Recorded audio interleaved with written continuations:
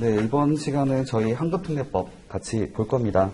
일단 첫 번째 강의 계획서 잠깐 말씀드려보면, 일단은 제가 드렸던 자료가 몇 가지가 있어요. 뭐 기본적인 그 법령집도 있고, 그다음에 빈칸을 넣는 것도 있고, 여러 가지 자료가 있는데, 이걸 가지고 여러분들이 이제 기본적으로는 법령집이라고 하는 것들을 보고 정리를 하시면 될 것 같고요.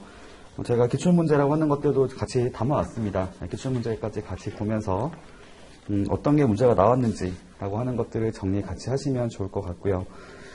제가 그 중요한 것들 위주로 말씀드릴 거니까 그거 위주로 좀 정리하시면 좋지 않을까라고 생각을 합니다. 일단은 그 전반적인 자료부터 한번 설명을 드려볼게요. 첫 번째로는 뭐 요약 자료라고 써 있는데요.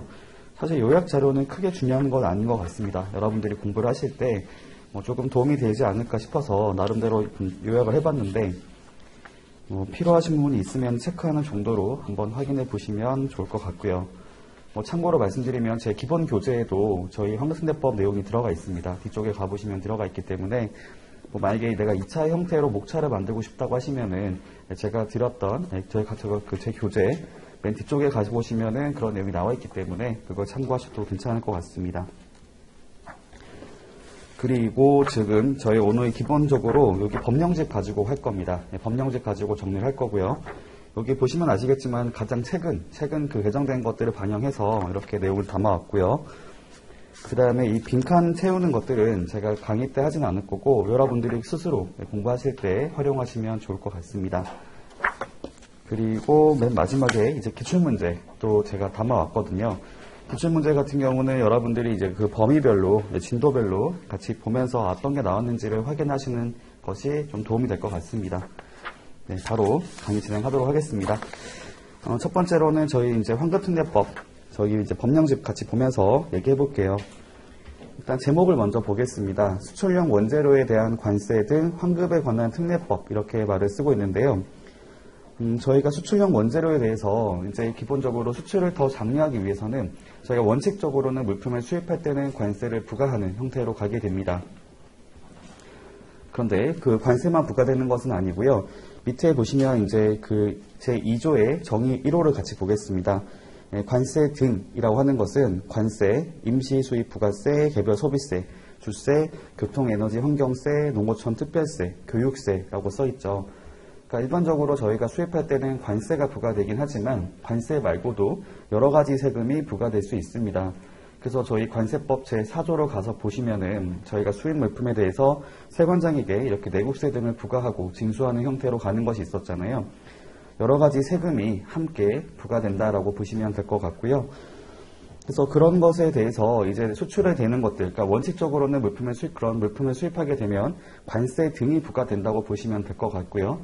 관세 등이 부과된 것에 대해서 나중에 수출을 하게 됐을 때는 처음부터 수출용으로 사용됐던 원재료 같은 경우는 수입할 때 납부했던 관세 등을 다시 돌려준다라고 보시면 되겠습니다.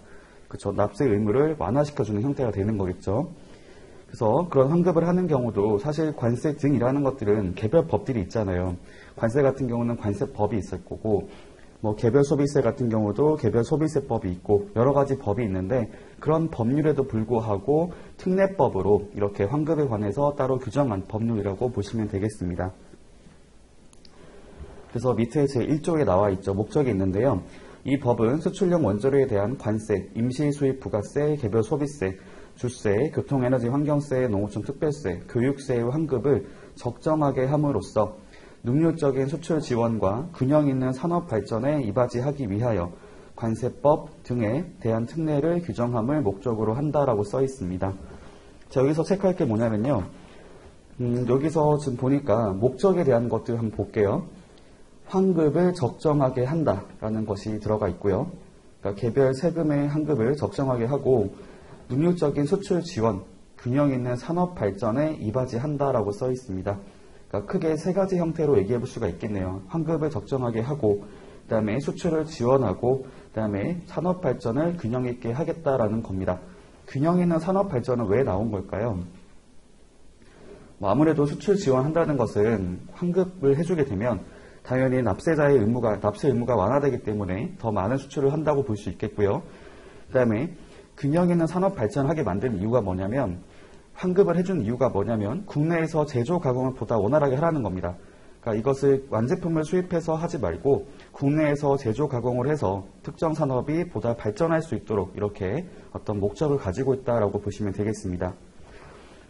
그리고 거기에 보다 보면은 세금이 하나 눈에 보이는 게 있는데요. 임시수입 부가세라고 하는 거 한번 체크하시면 좋을 것 같습니다. 임시수입 부가세가 뭐냐면 절대로 하면 안 되는 거 부가세가 아닙니다. 부가가치세랑은 완전 다른 거예요. 임시수입 부가세는 이것의 그 목적이 뭐냐면 국내 산업을 보호할 목적이거나 아니면 국제 수지를 개선하기 위한 목적을 가지고 있습니다. 그러니까 일종의 규제라고 보시면 돼요. 규제. 어떤 혜택을 주는 것이 아니고 어떤 규제 목적으로서 규제를 하기 위해서 이렇게 부과되는 세금이라고 이해하시면 되겠습니다. 그렇죠. 국내 산업을 보호하기 위해서는 당연히 일정 세금을 부과시키게 되면 그만큼 수입이 억제가 될 거고요. 그 다음에 국제 수지라고 하는 것들은 이제 특정 국가들하고의 어떤 그 수출입에 따라서 이제 뭐 대금을 지급하거나 수령하는 것들을 말하게 될 텐데 국제 수지를 이렇게 균형 있게 만들기 위해서는 특정 국가로부터의 수입을 좀 억제를 해야 될 것 같고요. 너무 많이 들어오게 되면 반대로 다른 나라로부터 물품을 많이 보내지 않게 되면 그 나라로 더보다 이렇게 많이 보내는 것들이 필요할 것 같습니다. 그래서 임시수입 부가세라고 하는 것들은 부가가치세랑 다른 거다라는 것이고 그러면 보다 보니까 부가가치세가 없는 것을 확인할 수가 있죠. 부가가치세는 기본적으로 수출용 원재료에 대한 관세 등의 환급 대상에 들어가지 않습니다. 그럼 왜 이렇게 빠져 있는 걸까요? 저희가 부가가치세 같은 경우는 저희 1차 때 공부하셨기 때문에 아실 것 같은데 저희가 그 수출하는 물품들 있잖아요. 기본적으로 유산 수출권에 대해서는 영세율 적용을 해주고 있습니다. 영세율 적용이 되기 때문에 내가 매입했던 세금을 공제받을 수가 있잖아요. 매입세액을 공제하는 원래 부가세 자체가 매출 세액에서 매입세액을 뺀 그러니까 공급 세액에서 매입세액을 뺀 나머지 부분에 대해서 즉 발생한 부가가치에 대해서 세금 부과시키는 것인데 내가 공급하는 세액이 0이 돼버리니까 매입한 세금만 남아있게 되고 그것을 환급받는 형태로 가는 거겠죠. 그래서 부가가치세는 여기 대상에 포함되지 않는다라는 것들을 기억하실 필요가 있겠습니다. 자, 그리고 밑에 정의를 같이 보면서 볼게요. 제2조 정의 1호 관세 등 받고요. 2호 수출 등 수출 등이라는 것은 지금 개별법의 규정에도 불구하고 제4조 각 호에 어느 하나에 해당하는 것을 말한다. 네, 저희 제4조로 가서 보면 수출이라고 하는 것이 나오는 것이 있는데요. 네, 그것을 말한다라고 얘기하고 있고요. 그 다음에 3호 수출 물품이란 수출 등의 용도에 제공되는 물품을 말한다. 4호 소요량이란 써 있는데 자, 소요량에 대해서 제가 한번 설명을 드려보겠습니다. 그러니까 지금 기본적인 베이스가 뭐냐면 저희가 물품을 이렇게 원료라든지 재료라고 하는 것들이 있고요. 이걸 가지고 저희가 제조 가공이라고 하는 과정을 거치게 될 겁니다. 쉽게 말하면 생산이라고 보시면 되겠죠. 생산을 하는 과정을 거치게 될 것이고 생산해서 만들어진 물품, 제품이라 말을 써볼게요. 제품이라든지 물품이라고 하는 것들을 가지고 저희가 수출하게 됐을 때 이때 환급이 된다라고 보시면 될 것 같아요. 네. 여기를 다시 더 써보면 수출하게 됐을 때 이제 환급 신청이 가능하다라고 보시면 되겠습니다. 이 원료 재료 같은 경우는 처음에 수입을 했었겠죠. 수입을 하면서 관세를 납부하게 됐고 이거에 대해서 제조 가공해서 만들어진 물품을 수출하게 됐을 때는 관세 환급을 받을 수가 있다라고 이해를 하시면 되겠는데 저희 여기에 보이시는 그 제조 가공이라고 하는 거 있잖아요. 생산을 하게 되면 일단 고민할 게 뭐냐면 어디까지를 그 원재료로 인정할 것인지를 고민할 필요가 있겠습니다. 왜냐하면 세관 입장에서는 지금 납부했던 세금을 돌려주는 형태가 되기 때문에 그 범위라고 하는 것들을 명확하게 해야지 그렇죠. 나중에 과소환급이나 과다환급이 발생하지 않을 거잖아요. 이때 말하는 게 뭐냐면 기본적으로 소요량이라고 하는 것을 가지고 얘기하고 있어요. 소요량. 그렇죠. 말 그대로 물품 만들 때 소요된 수량을 말한다고 보시면 되겠습니다. 그렇죠. 어떤 물품 만들 때 소요됐던 물품, 그러니까 저희가 소요량이라고 할 수 있겠는데 소요량이라는 것들은 단위 실량이라고 하는 거고요. 손모량이라고 하는 것을 합쳐서 아우르는 개념이다라고 이해하시면 되겠습니다. 제가 설명을 드릴게요. 단위 실량이 뭐냐면은 특정한 하나의 물품을 구성하는 것을 말한다고 보시면 돼요. 예를 들면 저희가 옷을 만든다고 생각해 보겠습니다. 여기 원단이 있다고 생각해 보고요. 이 원단이라고 하는 것을 기초로 해서 저희가 이제 옷을 만들 겁니다. 예를 들면 티셔츠라고 하는 것들을 만든다고 가정해 볼게요. 제가 그림을 잘 그리지 못하지만 이렇게 한번 가정해 봤을 때 여기 이것이 바로 단위 실량이 되겠죠. 실제로 지금 투입이 되는 거잖아요. 얘가 지금 옷을 만들 때 옷을 만드는 과정에서 이렇게 투입이 되잖아요. 이것을 실제로 사용된 거, 단위 실량이라고 말을 쓰게 되고, 그 다음에 이걸 만드는 과정에서 여기 보시면 이렇게 버려지는 것들 있잖아요. 이 버려지는 것들 같은 것을 저희가 손모량이라고 말을 씁니다. 손모된다. 이 말이 뭐냐면 얘가 없었다면 이 옷을 만들지 못했을 거예요. 그렇죠? 이 원단이라고 하는 것을 가지고 이 옷을 만들기 위해서는 실제로 그렇게 단위 실량은 아니지만 반드시 발생하는 것으로 보는 거 있잖아요. 손모된다라고 하는 것들이 당연히 얘도 생산하는 데 필요한 거기 때문에 발생된 거기 때문에 이것도 합쳐서 저희가 소요량으로 보고 있습니다. 그런데 그거 있어요. 여기 말고 예를 들어가지고 자, 부산물이라고 하는 것들도 좀 이해를 하실 필요가 있겠습니다. 자, 그렇다면 부산물이 뭐냐면 이렇게 물품을 만드는 과정에서 손모된다고 하는 것은 손모라고 하는 것은 기본적으로 가치가 없는 것으로 이해하시면 됩니다. 그러니까 다른 것으로 사용할 수 없다는 거죠. 다른 것이라 그러면은 자가 사용이라든지 또는 판매가 불가능한 거라고 이해하시면 돼요. 그렇게 하지 못하는 것이죠. 그럼 반대로 부산물 같은 경우는 이런 것이 가능한 것으로 이해하시면 돼요. 경제적인 가치를 가지고 있어서 자가 사용을 하거나 아니면 판매가 가능한 물품을 저희가 부산물이라고 말을 합니다. 그럼 여쭤볼게요. 저희가 지금 기본적인 전제가 뭐냐면 그 물품을 수입해서 원재료 같은 걸 수입해서 이걸 가공해서 만들어진 물품을 수출하게 됐을 때 관세 환급을 받는 것인데 이때 기본적인 전제가 지금 생산에 사용됐던 소요됐던 그것만큼에 대해서 환급을 할 거란 말이죠. 그럼 부산물이 발생했다고 했을 경우에 부산물을 환급을 하는 게 맞을까요? 그렇지 않을까요? 당연히 부산물은 공제가 돼야 됩니다. 왜냐하면 부산물 자체는 생산 과정에서 그게 소요된 거 맞긴 하지만 어쨌든 이 자체가 가치를 갖고 있기 때문에 다른 용도로 사용할 수가 있잖아요. 자가 사용이 가능하거나 아니면 판매용으로 사용할 수 있기 때문에 그것까지 환급하게 되면 사실상 과다 환급이 발생하는 형태로 가는 겁니다. 그래서 부산물은 공제된다라는 것을 좀 기억하시면 좋겠고요. 그리고 손모량 같은 경우에도 이것이 좀 두 가지로 구분해 보면 정상적인 그런 생산 과정에서 발생하는 것이냐 아니면 비정상적인 과정에서 발생하는 것이냐를 가지고도 나눠서 생각해 볼 수가 있겠습니다. 그렇죠? 기본적으로 손모라고 하는 것들은 쉽게 말하면 영어로 말씀드리면 로스라고 이해하시면 되거든요. 로스. 내가 특정 물품을 만들 때 내가 100을 투입했을 때 뭐 2가 나온다고 했을 때 그 100을 다 투입해야 나오는 거잖아요. 그렇죠? 정상적인 생산 과정에서 발생하는 것은 오케이. 근데 비정상적이지 않은 것들, 비정상적인 그런 과정에서 발생하는 것은 안 된다는 거죠. 그것까지 한번 미리 말씀드려 보겠습니다. 자, 그럼 다시 저희 법으로 와서 같이 볼게요. 소요량이란 수출 물품을 밑에 그 괄호 빼고 가보겠습니다. 생산하는 데에 드는 원재료의 양으로서 생산 과정에서 정상적으로 발생되는 손모량을 포함한 것을 말한다. 네, 일단 기본 전제는 생산하는 데 발생하는 것, 생산하는 데 드는 원재료의 양이라고 합니다. 그렇죠? 원재료의 양인데 그것의 안에는 손모량을 포함한다라고 말을 쓰고 있고요. 그 앞에 표현을 보시면 정상적으로 발생되는 이런 말이 있죠. 정상적으로 발생되는 아까 설명드린 것처럼 정상적인 생산 과정에서 발생되는 형태라고 이해하시면 되겠습니다. 다르게 말하면 정상적으로 발생되는 형태가 아닌 경우는 손모량으로 보지 않습니다. 즉 관세 환급을 받을 수가 없다라는 거죠.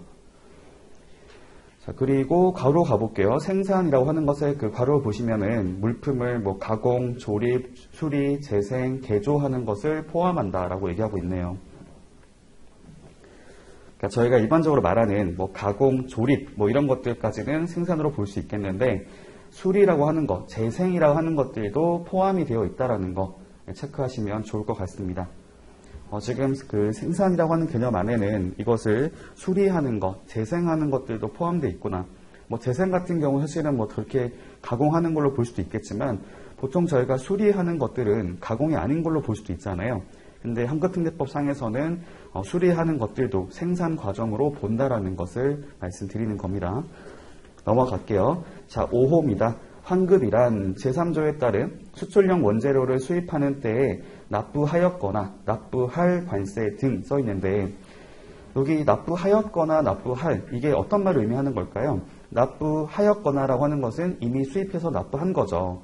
근데 납부할이라는 것은 아직 납부를 안 한 상태라고 볼 수 있겠습니다. 이 말이 왜 나와 있는 거냐면, 저희가 나중에 뒤에 가보면은 이제 그거 있어요. 일괄 납부라고 나오는 게 있거든요. 그러니까 원래 원칙적으로는 저희가 수입 신고할 때마다, 수입할 때마다 관세 등을 납부하게 되어 있는데, 예외적으로 일정 기간별로 그 납부를 하는 것들을 보류하는 형태로 가는 것이 있습니다. 그렇기 때문에 납부를 아직 하지 않은 것에 대해서도 나중에 이제 정산하는 과정에서 상계시켜가지고 잔액만 지급하거나 납부하게 만드는 형태로 갈 수가 있거든요. 그래서 납부하였거나 납부할 이렇게 말을 쓰고 있고요. 관세법 등의 규정에도 불구하고 이 법에 따라 수출자나 수출 물품의 생산자에게 되돌려주는 것을 말한다. 이걸 봤을 때 생각되는 게 뭐냐면, 지금 환급 받을 수 있는 자는 두 사람이 들어가 있는 거죠. 수출자 또는 생산자가 되는 겁니다. 이거 뒤에서 말씀드릴 건데, 기본적으로 환급 신청을 할 수 있는 자는 물품을 수출한 자도 될 수 있고요. 그 물품을 생산한 자도 될 수가 있습니다. 그거 참고로 말씀드리고 넘어갈게요. 그 다음에 6호입니다. 정산. 제6조 1항에 따라 3조에 따른 수출용 원재료에 대하여 일정 기간별로 일괄 납부할 관세 등과 16조 3항에 따라 지급이 보류된 환급금을 상계하는 것을 말한다. 바로 제가 5호를 말씀드릴 때 납부할이라고 하는 걸 가지고 말씀드린 게 있었는데요. 여기 밑에 나와 있는 것처럼 일정 기간별로 일괄 납부를 하는 것이 있어요.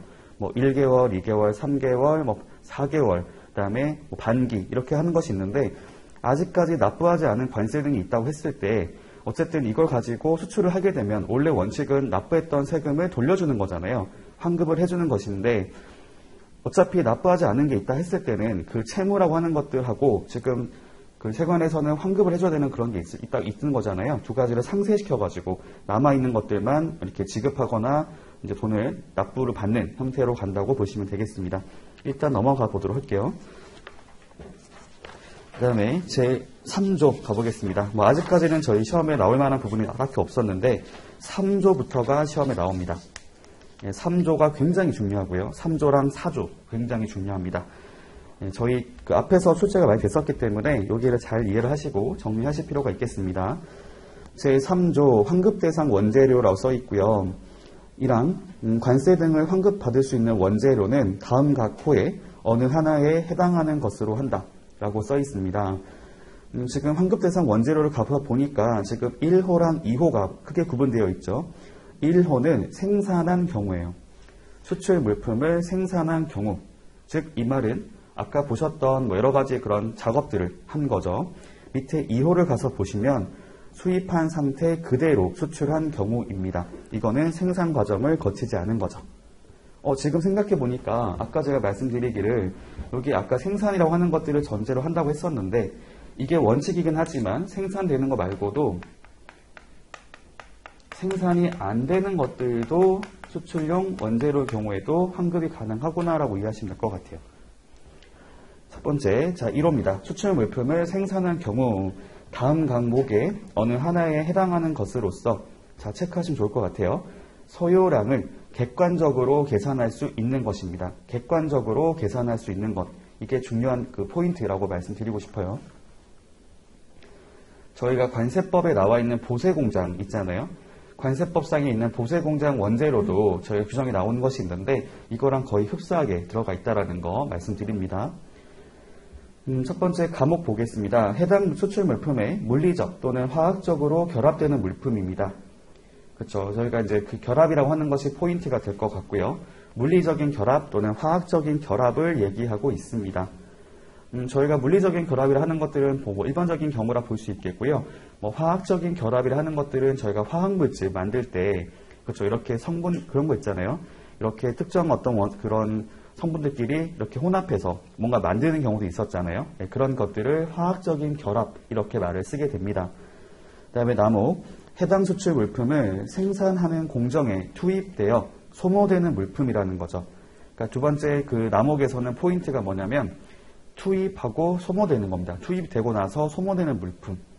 그러니까 지금 소모가 됐기 때문에 사실상 결합된 것은 확인이 불가능하죠. 그러니까 보통 저희가 결합이라 하는 것들은 BOM이라고 하는 것이 있어요. 소요자재 명세서라고 하는 것들이 있는데 내가 특정 물품을 만든다고 했을 경우에 어떤 물품들이 들어가 있는지를 확인하는 그런 명세서가 나오는 것이 있거든요. 거기는 기본적으로 결합되어 있는 물품들을 말하겠죠. 그래서 특정 물품을 만들면서 그런 것들이 결합이 됐습니다라고 말할 수가 있겠는데 그거 말고도 저희가 어떤 물품을 생산하는 과정에서 뭔가를 투입해서 만들 수가 있는 것들이 있잖아요. 그렇게 했을 때 주의할 게 있습니다. 자, 투입되어 소모되는 물품이라 하는 것들은 두 가지로 구분해 볼 수가 있어요. 직접적인 투입이라고 하는 것이 있고요. 두 번째로는 간접적인 투입이라고 하는 것이 있습니다. 직접적인 투입이라는 것들은 뭐 여러 가지가 있을 수 있겠지만, 그렇죠. 내가 그 물품을 이제 그 물품에 연관해서, 그 물품에 관련해서 뭔가를 투입해야 되는 것들 있잖아요. 근데 간접적인 투입은 제외한다고 나와 있거든요.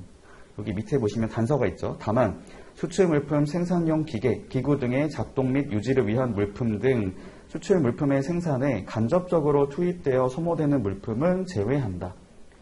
제가 예를 들어 말씀드리겠습니다. 간접적으로 투입되어 소모되는 물품의 안에는 연료라든지 윤활유 같은 것들이 들어갈 수가 있겠습니다. 연료, 윤활유. 그런 것들은 사실상 물론 생산 과정에 투입된 건 맞아요. 맞는데 그것이 특정 물품에만 사용되는 것이 아니거든요. 여러 가지 물품을 생산하는 데 들어갈 거기 때문에 이것은 직접적인 투입이 아니라 볼 수가 있다는 겁니다. 그리고 하나 지금 또 참고로 말씀드려 보면은 촉매제라고 하는 것이 있어요. 촉매라고 하는 것들은 직접 재료일까요? 간접 재료일까요? 이거 잘 모를 수 있는데 중요한 건 아닙니다. 촉매라고 하는 것들은 저희 직접적인 투입으로 보고 있습니다. 그것까지 물어보진 않을 텐데 아무튼 그것도 알고 계시면 좋을 것 같아요. 네, 직접적으로 투입되어 소모되는 물품까지 원재료로 보고 있고요. 간접적인 투입 재료 같은 경우는 재료로 보지 않고 있습니다. 자, 이게 다요. 즉 1호가 생산에 사용되는 물품인 거죠. 그럼 정리 한번 해볼까요? 저희가 생산에 사용되는 물품 같은 경우는 지금 이걸 말해 봤을 때 자, 두 가지로 얘기해 볼 수가 있을 것 같네요. 첫 번째가 뭐냐면 결합되는 물품인 거죠. 결합 물품. 결합이라 하는 것들은 저희가 통상적으로는 물리적인 결합을 얘기하긴 할 텐데 이거 말고도 화학적인 결합도 포함이 되죠. 물리적인 또는 화학적인 결합이 되는 물품. 두 번째는요. 생산 과정에, 생산 공정에 투입되고 소모되는 물품을 말하고 있습니다. 공정에 투입돼서, 생산 공정에 투입돼서 소모되는 물품인데 여기 전제는 직접적으로라는 말이 들어가는 거죠. 여기다가 간접적인 것들은 제외, 간접적인 투입 되는 것들, 간접적으로 투입돼서 소모되는 물품들 제외. 이렇게 말을 쓰겠습니다. 이거는 저희 그 보세공장 원재료 같은 경우 똑같아요. 내용 동일하게 들어가 있기 때문에 참고로 보시면 될 것 같습니다. 그 다음에 밑에 가보겠습니다. 다목, 해당 수출 물품의 포장용품이에요. 자, 물품뿐만이 아니고 포장용품도 같이 소모된 걸로, 그러니까 생산하는 것으로 보겠다라는 겁니다. 그렇죠? 지금 물품의 포장용품. 참고로 보세공장 원재료에는 이거 안 들어가 있습니다. 보세공장 원재료에는 포장용품은 포함되어 있지 않거든요. 참고로 말씀드리고요. 자, 이 세 가지를 기본적으로 생산했을 때 환급 대상 원재료로 보고 있습니다. 다음 2호 가볼게요. 수입한 상태 그대로 수출한 경우 있죠. 이거는 그냥 물품 자체를 말하고 있습니다. 그렇죠. 어차피 생산 과정이 없었기 때문에 별도로 투입된 게 없는 거잖아요. 그 물품 자체를 저희가 환급 대상 원재료라고 말을 하고 있고요. 이걸 저희가 실무적으로는 원상태 환급 이렇게 말을 씁니다. 원상태 수출을 하고 나서는 그에 따라서 환급을 받는 것들이 있어요. 자, 그러면 정리해서 말씀드려 보겠습니다. 저희가 환급등대법 상에서 환급을 받는 방식은 일단 여기 보는 것만 가지고 말씀드려보면 두 가지가 있는 거죠. 내가 이 물품을 수입한 다음에 생산 과정을 거치고 나서 수출을 함으로써 환급을 받는 게 있고요. 그게 저희가 제조자 환급이라 말을 쓰거든요. 두 번째, 내가 생산 과정을 거치지 않았지만 원상태 그대로 수출하는 경우에도 환급 대상에 들어갈 수 있습니다. 이거 저희가 원상태 환급 이렇게 말을 써요. 자, 밑에 내려가겠습니다. 이게 1항이고요. 2항, 국내에서 생산된 원재료와 수입된 원재료가 동일한 질과 특성을 갖고 있어서 상호 대체 사용이 가능하여 수출 물품의 생산 과정에서 이를 구분하지 않고 사용되는 경우에는 수출용 원재료가 사용된 것으로 본다. 자, 이거 같은 경우는 지금 기본적으로 대체 사용을 인정한다라는 것이거든요. 원래 원칙은 수입한 물품의, 그러니까 수입 원재료잖아요. 수입 원재료만 가지고, 그러니까 수입된 원재료 가지고 수출했을 때 관세 환급을 받는 게 원칙입니다. 하지만 국내에서 구매한 이 것에 대해서도, 이거에 대해서도 환급을 해주겠다라고 얘기하고 있어요. 단 조건이 있습니다. 동일한 질과 특성을 갖고 있어서, 사실상 같은 거죠. 서로 같은 물품이기 때문에 이게 상호 대체 사용이 가능하게 됐고요. 그래서 이것을 별도로 구분하지 않았던 겁니다. 별도로 구분하지 않고 사용했기 때문에, 그러니까 다시 말씀드리면 사실은 이 원래 원칙은 내가 수입했던 원재료하고 국내에서 내가 구매했던 원재료를 구분해서 관리하는 것이 원칙이에요. 당연히 국내에서 구매한 물품들 같은 경우는, 원재료 같은 경우는 관세 환급 대상이 아닌 거잖아요.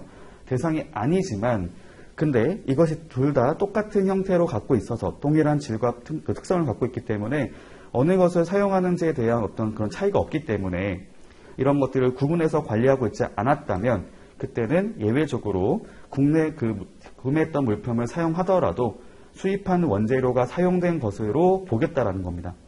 대체 사용을 인정해주겠다라는 것이죠. 여기서 말하는 이제 제가 사례를 갖고 말씀드려 볼게요.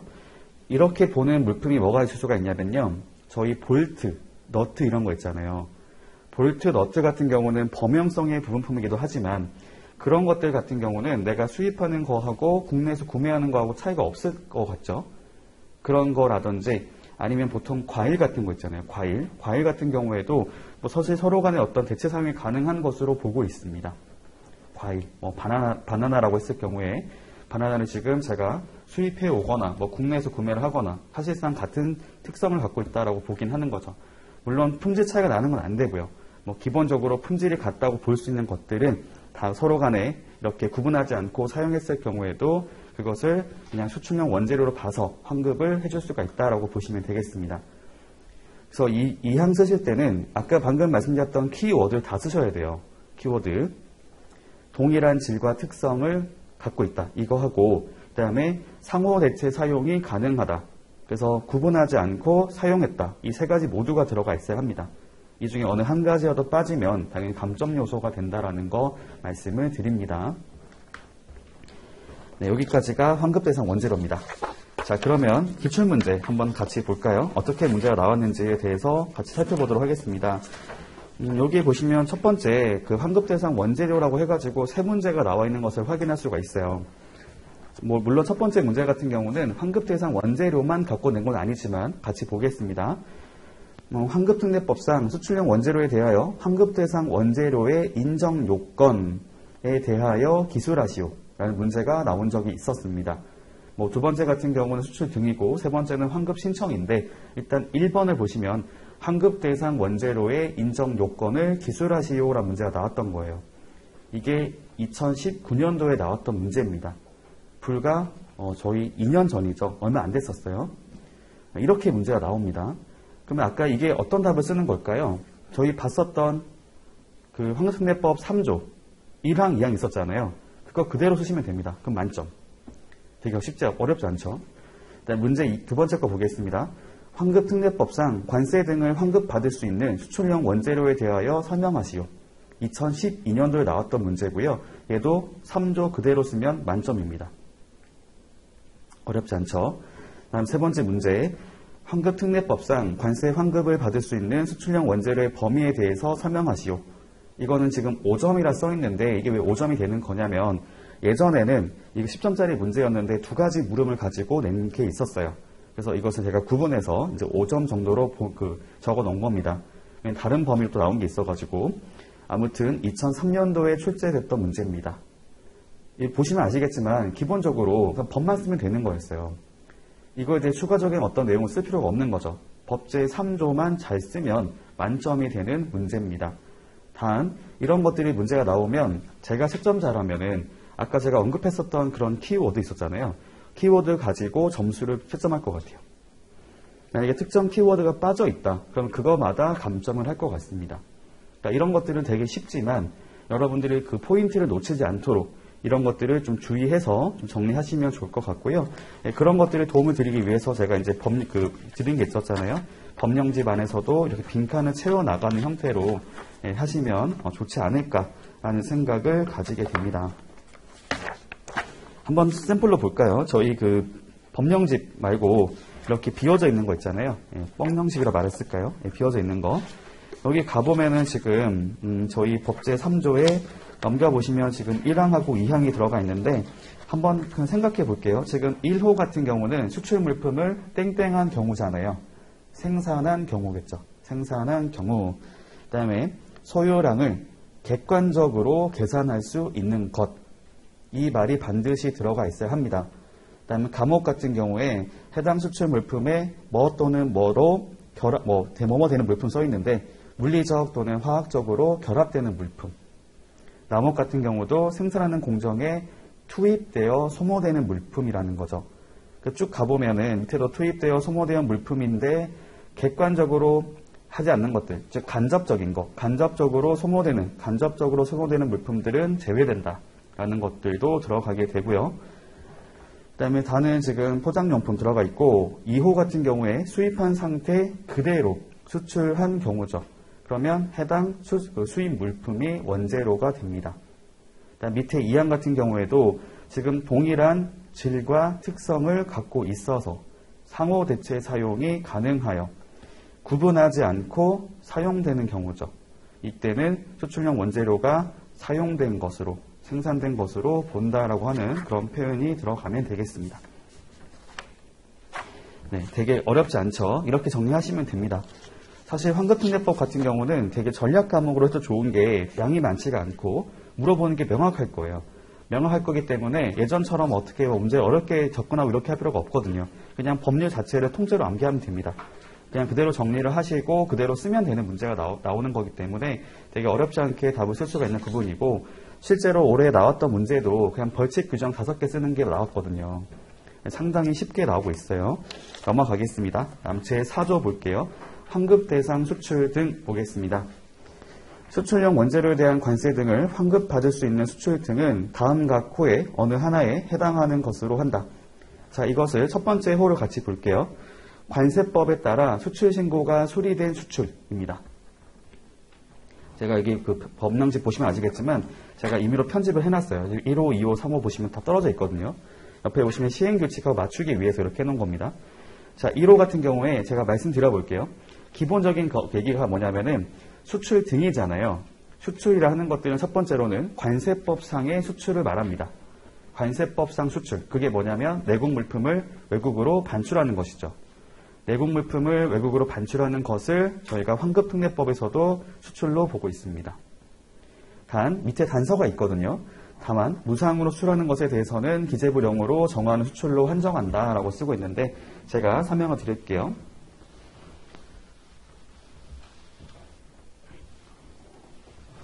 지금 말을 하는 게 뭐냐면 아까 저희 환급법 자체가 갖고 있는 게 뭐냐면 자, 원재료라고 하는 게 있었어요.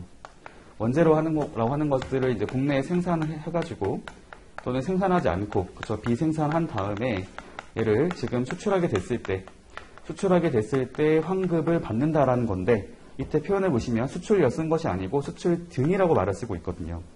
그러니까 수출도 있고 나머지도 있다라고 이해하시면 될 것 같고요. 첫 번째 케이스가 지금 1호를 가보니까 수출에 대해서 얘기를 하고 있는데 이 수출을 하는 것들은 저희 관세법에 나와 있는 수출을 말한다고 보시면 될 것 같고요. 이거 같은 경우는 원칙. 자, 원칙이 뭐냐면 유상 거래를 하는 겁니다. 유상. 이게 원칙이에요. 왜냐하면 수출용 원재료에 대한 관세 환급을 하는 이유가 뭐냐면 외화를 획득하기 때문에 수출을 더 많이 하라고 지원해 주는 겁니다. 그럼 당연히 유상권에 대해서 하는 거 맞겠죠. 내가 돈을 받고 파는 형태로 가야지 외화를 받을 거잖아요. 그래서 원칙적으로는 유상거래를 말을 하는 겁니다. 그런데 무상거래도 인정을 해주고 있는데요.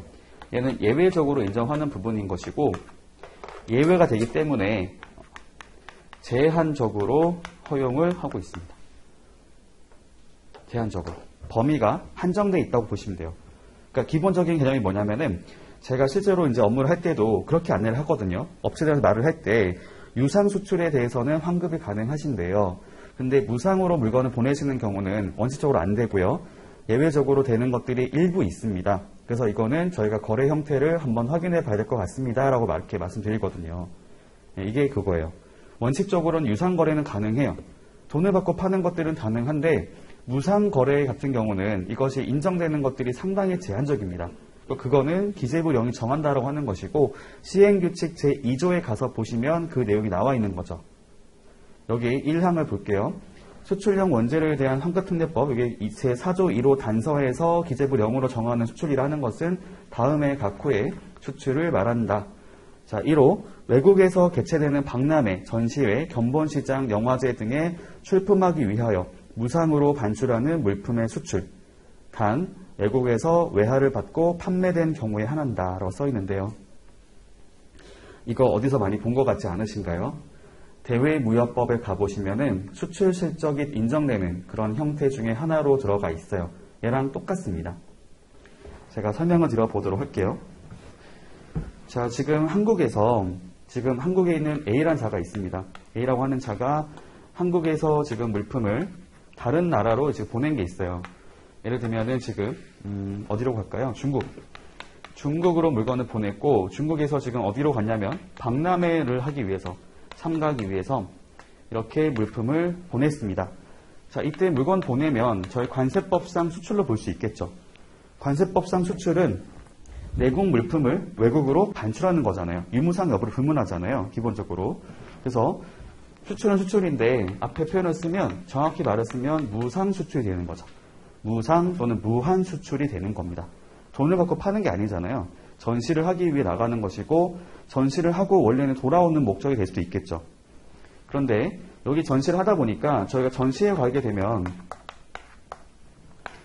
얘는 지금 일단은 거기서 이렇게 어떤 시연 같은 걸 하잖아요. 그게 뭐냐면 이렇게 전시된 물품을 작동하는 것을 보여주고 이것을 가지고 상대방이 이제 그런 물품을 살 수 있도록 판매 목적으로 가는 거잖아요. 그렇죠? 내가 이런 것을 가지고 작동하는 것도 보여주고 뭐 이렇게 내용을 보면서 나중에 그 구매를 하게끔 유도하는 거잖아요. 그렇죠? 근데 시연하고 났는데 마음에 들어하는 거예요. 그럼 이걸 가지고 구매를 할 수도 있는 거죠. 지금 전시 목적으로 나간 물품이 있었는데 처음부터 판매로 나간 게 아니었습니다. 근데 여기 나갔더니 여기 있는 사람이 현지에서 그냥 내가 사겠다고 하는 거죠. 구매를 하겠다고 말을 한 거예요.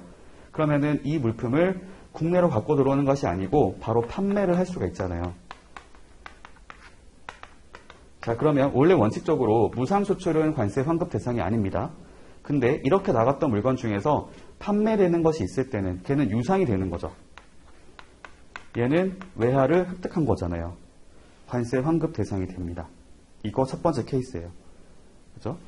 박람회 등의 전시 목적으로 갔는데 무상으로 나간 것이 있었는데 현지에서 판매가 되는 것들은 관세 환급을 받을 수가 있습니다. 자, 그러면 관세 환급 받는다는 것은 어떤 말을 의미하는 거냐면 내가 처음에 수입했던 그 물품에 대해서 납부한 게 있었기 때문에 돌려받는 거죠. 지금 나갔던 이 물품 자체가 기존에 수입이 됐던 거예요. 수입이 됐다가 물품을 내보냈던 거죠. 이렇게 이해하시면 될 것 같아요. 전시 목적으로 나가는 물품이 예전에 한번 수입이 됐던 거고 수입할 때는 당연히 관세 등이 부과됐을 거잖아요. 내가 그걸 냈던 게 있는 건데 그 물품을 해외 전시 목적으로 내보냈다가 현지에서 이렇게 매각이 된 겁니다. 판매가 됐기 때문에 외화를 획득한 게 된 거잖아요.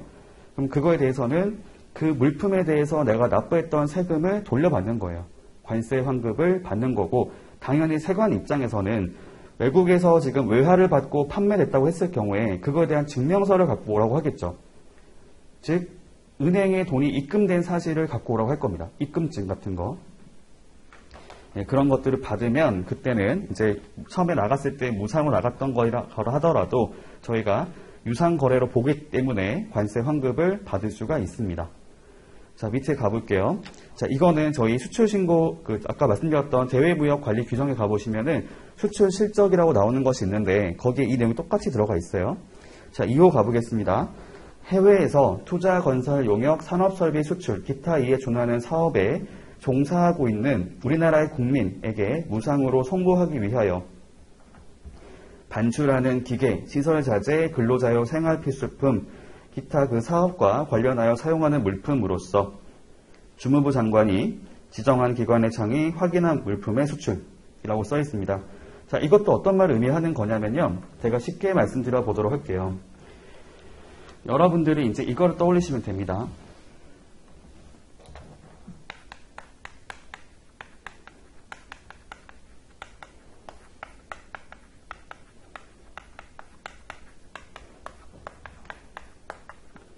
이런 말 들어본 적 있으시죠? 저희 대외무역법 가보시면은 산업설비 수출이라고 하는 용어가 있어요. 기본적으로 두 가지를 말하고 있거든요. 두 가지. 첫 번째, 일정 규모 이상의 산업설비의 수출이라고 말을 하면서도 이거는 FOB 가격으로 정하고 있는 것이 하나 있고, 두 번째로는 이제 저희가 물품만 내보낸 것이 아니고 여러 가지 물품뿐만이 아니라 이제 같이 일괄적으로 이제 나가는 것들이 있어요. 물품 플러스 뭐 용역 같은 것들, 그런 것들까지 더해서 하는 것들이 있는데, 아무튼 이런 것들을 목적으로 해가지고 나가는 것이 있어요. 생각해 보겠습니다. 저희가 여기 나와 있는 산업사비 같은 것들은 저희가 이제 수출하게 됐을 때는 기본적으로 물품만 내보내는 것이 아니잖아요. 자, 한번 가정해 볼게요. 여러분과 저랑 거래를 합니다. 근데 여러분들이 지금 계신 국가에 이제 발전소를 짓겠다고 해요. 제가 그거에 대해서 이제 수주가 된 겁니다. 제가 그것을 계약을 체결하게 된 거죠. 그럼 저는 이제 공사를 하잖아요. 건설 공사를 하러 갈 건데, 제가 일단 생각해 보시면은 제가 그것을 그 자재 같은 것들을 파는 게 아니잖아요. 그쵸? 걔를 파는 게 아니기 때문에 지금 기본적인 게 뭐냐면 여러분 입장에서는 우리나라에서 발전소를 지을 건데 와서 발전소를 지어달라는 것이죠.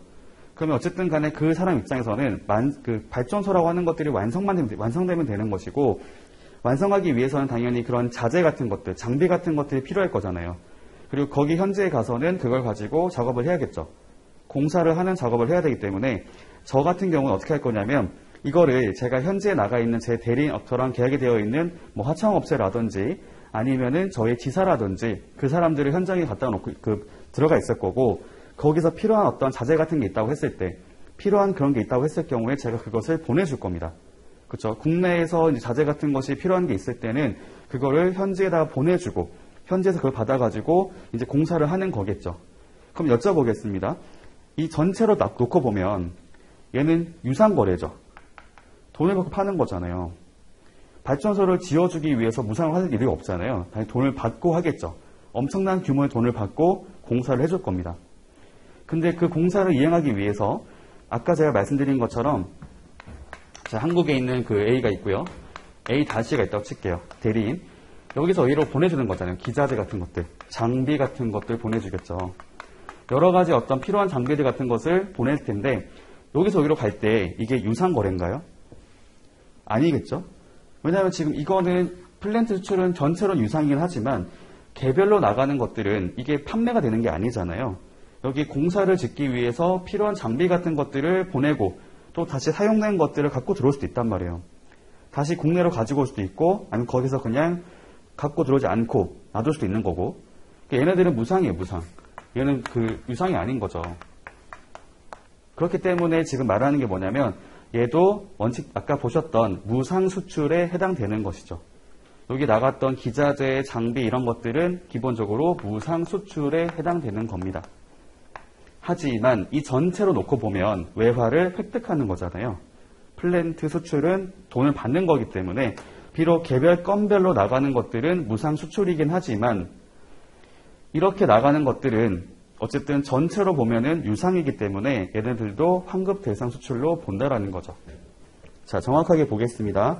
해외에서 투자, 건설, 용역, 산업설비 수출, 기타 이에 준하는 사업에 종사하고 있는 우리나라의 국민이라고 하고요. 법인을 포함한다라고 써 있는데 참고로 말씀드리면 이 내용도 저희 대외무역관리 규정에 수출 실적에 인정되는 그런 대상에 포함되어 있는데 거기서 말을 쓸 때는 국민이라고 말을 쓴 것이 아니고 우리나라의 업자라고 말을 쓰는 게 있어요. 업자. 이거 같은 의미가 될 수 있긴 하겠지만 여기서는 조금 더 넓게 보고 있는 거죠. 국민이라고 말을 쓰고 있습니다.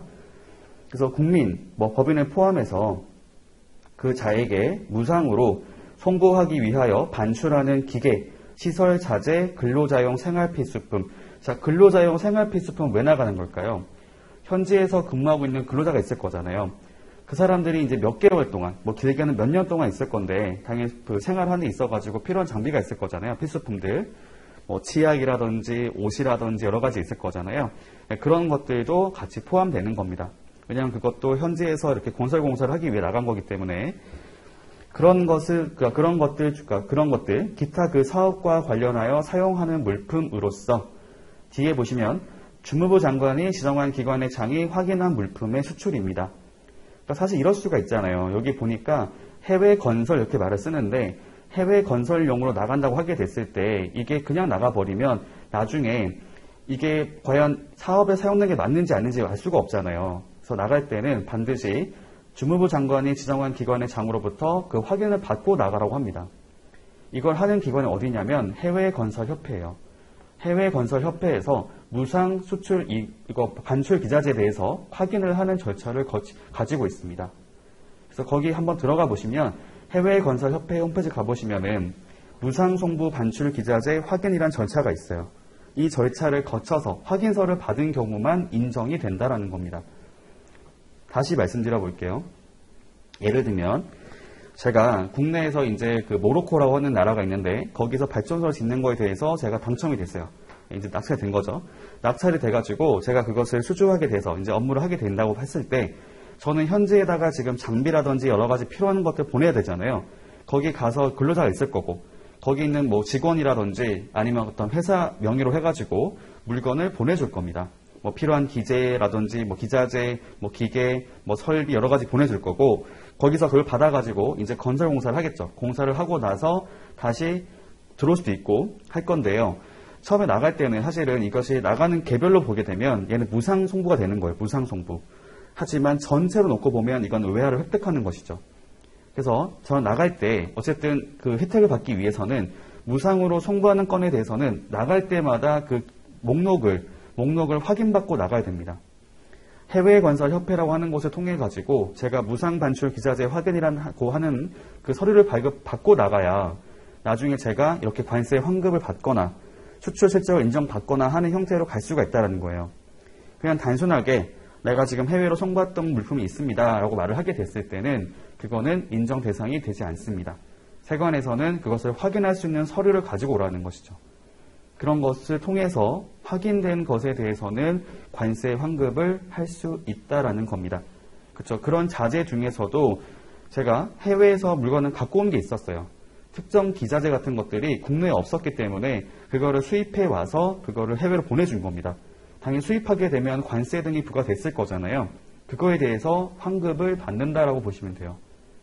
기본적인 전제는 내가 냈던 것이 있기 때문에 환급을 받는 겁니다. 그죠?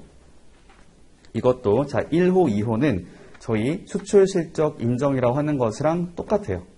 대외무역관리 규정에 가보시면 수출 실적 인정이라고 하는 것이 있는데 여기 두 가지는 그거랑 거기 두 가지 모두에 포함됩니다.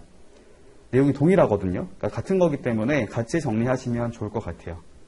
대외무역관리 규정의 수출 실적이라고 하는 것에 가보시면 거기 나와 있습니다. 자, 3호 가볼게요. 수출된 물품이 계약 조건과 서로 달라서 반품된 물품에 대체하기 위한 물품의 수출입니다. 자, 이게 어떤 상황인지 말씀드려 볼게요. 제가 여러분들한테 물품을 수출하게 됐습니다. 수출을 하게 됐는데 제가 물품을 유상 수출했었겠죠. 돈을 받고 팔았어요. 팔았는데 여러분들이 물건을 받아보니까 쉽게 말하면 계약 내용과 서로 달랐던 거죠. 그러면 저희가 이 물품을 돌려보낼 수 있잖아요. 저희 관세법 106조 생각해 보시면은 물품을 수입한 다음에 다른 것이 확인되면 일반적으로는 돌려보낸단 말이죠. 그 물품을 다시 돌려보내고 보낸 다음에 다시 얘기하겠죠. 얘를 수리해서 갖고 오거나 아니면은 다른 거, 대체할 수 있는 물품을 다시 보내라고 얘기를 하겠죠. 지금 상황이 뭐냐면 수출된 물품이 계약 조건과 서로 달라서 다시 돌아온 거예요. 반품된 물품에 대체하기 위한 물품의 수출이죠. 처음에 내보냈던 물건 중에서 일부가 불량이 있다고 생각했을 때 그 불량품에 대해서는 다시 반납을 받은 거고요. 받은 거고 그것에 대해서 대체할 수 있는 물품을 보낸다고 했을 경우에 그 대체하는 물품이 처음에 수입했을 때 관세를 냈던 것이 있다면 그때 환급 대상에 들어간다고 이해하시면 되겠습니다. 그렇죠? 무상 대체품 이렇게 이해하면 될 것 같죠? 무상으로 내보내는 그런 대체품에 대해서도 관세 환급을 받을 수 있다라는 거죠. 어쨌든 얘도 생각해 보시면은 최초에 저희가 수출을 한 게 있었잖아요. 유상 수출을 한 것이 있었기 때문에 당연히 외화를 획득하는 것으로 사용된 것으로 볼 수 있다는 거죠. 다음에 4호 가보겠습니다. 해외 구매자와의 수출 계약을 위하여 무상으로 송부하는 견본용 물품의 수출입니다. 자, 이게 무슨 말을 의미하는 거냐면 저희가 견본품이라고 하는 것들은 판매를 장려하기 위한 거잖아요. 그렇죠? 저희가 예를 들면 마트를 갔을 때 시식한 이유가 뭐예요? 팔려고 하는 거죠. 이거를 드셔보시고 마음에 드시면 구매하세요라는 의미를 갖고 있는 거잖아요. 얘도 마찬가지라는 겁니다. 지금 수출 계약을 하기 위해서 지금 무상으로 송부하는 샘플이 있는 거죠. 이걸 가지고 한번 써보시고 마음에 드시면 저희가 물건을 보내겠습니다 라는 형태로 간다고 생각했을 때 얘는 이 자체는 무상이긴 해요. 무상이긴 하지만 수출을 하기 위해 나온 거죠. 그래서 보다 이런 수출을 더 장려하기 위해서 이것도 수출에 사용되는 것으로 본다라는 겁니다. 그래서 이 자체는 사실은 판매가 된 게 아니에요. 견본품 자체는 무상으로 내보낸 거기 때문에 샘플 자체는 얘가 유상권이 아니기 때문에 관세 환급 대상이 원래 아닙니다. 아니지만 이것이 목적이 그 다음 절차 있잖아요. 수출을 하는데 사용될 목적으로 나간 거기 때문에 얘도 관세 환급 대상으로 인정해 주겠다는 거죠. 이렇게 내보낸 것들도 관세 환급 대상 수출로 보고 있습니다. 다음 5호 가볼게요. 외국으로부터 가공임 또는 수리비를 받고 국내에서 가공 또는 수리를 할 목적으로 수입된 원재료로 가공하거나 수리한 물품의 수출. 자, 이게 뭘까요? 한마디로 말씀드리겠습니다. 수탁 가공 수출입니다. 수탁 가공 수출. 그렇죠. 해외에서 우리나라에 있는 자에게 위탁을 한 거예요. 지금 내가 가공기, 수리비라고 하는 것들을 줄 테니까 이걸 가지고 지금 제조 가공해서 가공 또는 수리가 되겠네요. 가공 또는 수리를 해가지고 다시 나에게 물건을 보내주세요라고 할 수 있겠죠. 이거 저희가 수탁 가공 수출이라 말을 쓰거든요. 여러분들이 제가 물건을 맡겼고 그거에 대해서 가공한 물품을 다시 받는다라고 했을 경우에 지금 처음에 생각해 보시면 국내에서 이거겠죠. 가공 또는 수리할 목적으로 수입된 원재료잖아요. 그렇죠? 이걸 지금 제가 원료를 먼저 줬고요. 원료를 수입할 때 당연히 관세에 납부할 거잖아요. 그렇죠? 납부했던 물품을 다시 보낸다고 해요. 그러면 그거에 대한 세금은 다시 돌려준다라는 거죠. 왜냐하면 수출을 목적으로 들어온 거기 때문에. 근데 생각해 보니까 그 자체는 사실 무상이거든요. 그렇죠? 물품 자체에 대한 대가를 받는 게 아니잖아요. 쉽게 생각해 보면. 하지만 저희가 가공비라고 하는 걸 받잖아요. 가공비 또는 수리비를 받기 때문에 얘도 돈을 받는 거죠. 외화를 획득하는 것으로 본다라는 겁니다. 그래서 외국으로부터 가공임 또는 수리비를 받고라는 말이 써 있잖아요. 이걸 받았기 때문에 외화를 획득한 걸로 보겠다라는 거죠. 그래서 국내에서 가공 또는 수리를 할 목적으로 수입된 원재료로 가공하거나 수리한 물품의 수출. 자, 첫 번째 케이스가 뭐냐면 가공된 물품 또는 수리된 물품을 해외로 보내는 겁니다. 두 번째가 뭐냐면 저희가 이런 게 있어요. 가공 또는 수리를 할 목적으로 갖고 왔는데 실제로 사용되지 않고 다시 돌려보내는 형태도 나올 수 있잖아요. 여기 뭐라 써있냐면 당해 원재료 중에서 가공하거나 수리하는데 사용되지 아니한 물품의 반환을 위한 수출입니다. 그러니까 두 가지가 되는 거죠. 실제로 제조, 가공 수리를 하고 나서 만들어진 물품, 완성된 물품을 보내는 경우이거나 아니면 그렇게 사용되지 않고 다시 돌려보내는 거 있잖아요. 그 경우에도 이것도 수출로 인정을 하고 있습니다. 자, 이게 어떤 형태를 말을 하는지 말씀드리고 잠깐 쉬도록 할게요. 자, 일본에 있는 자가, 일본에 있는 A라고 하는 자가 지금 한국에다가 지금 물품을 의뢰를 하게 됐어요. 한국에 있는 제조업자에게 지금 이거에 대해서 제가 원료랑 재료를 보내줄 테니까 이걸 가지고 가공을 하고 나서 완성된 물품을 나에게 보내주세요 라고 하는 형태로 가게 된 거죠. 이게 이제 물품이라고 생각해 볼게요. 자, 이게 바로 그거잖아요. 수탁 가공 수출이죠. 한국 입장에서는. 여기 입장은 위탁 가공 수입이고 여기서는 수탁해서 보내는 거잖아요. 수탁 가공 수출 이렇게 말을 쓸 수가 있는데 케이스 첫 번째, 얘가 보낸 게 100개였어요. 100개. 원재료 100개를 보냈고 이걸 가지고 그러니까 쉽게 생각해 보면 얘가 100개 중에서 지금 물건을 만들 때 80개는 투입이 됐고 20개는 투입이 안 됐다고 가정해 볼게요. 첫 번째 케이스는 이거죠. 80개는 환급이 된다는 것이고 두 번째 같은 경우에도 투입이 안 된 것들을 다시 돌려보내는 거잖아요. 얘도 인정된다는 겁니다. 둘 다. 어쨌든 간에 처음에 그 100개 수입할 때 관세 등을 부과시켰을 거잖아요.